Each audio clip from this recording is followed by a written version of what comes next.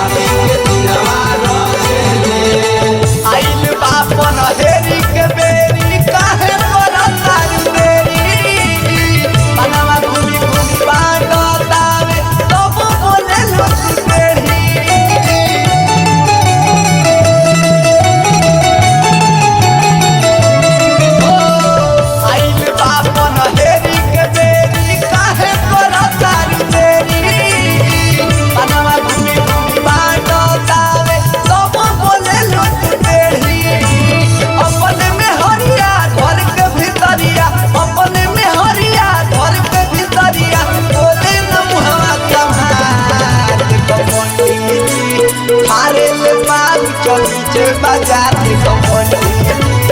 मारे ले पाउच बीचे बाजार देखो पंडित जी मारे ले पाउच बीचे बाजार देखो पंडित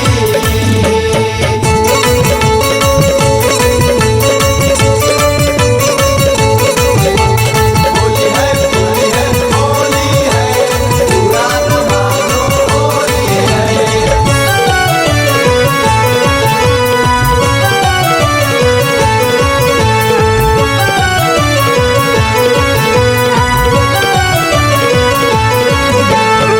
चंदन टीका शोभेला पंडित जी के लियार पर होली में ध्यान रहे हजमिया के जोदार पर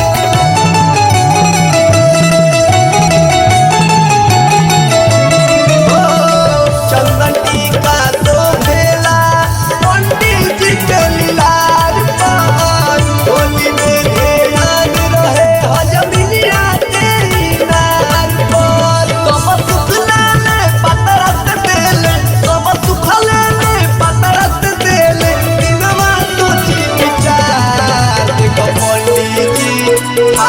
बीचे बाजार देखो पंडित जी मारे ले पाउच बीचे बाजार देखो पंडित जी मारे ले पाउच बीचे बाजार देखो पंडित जी।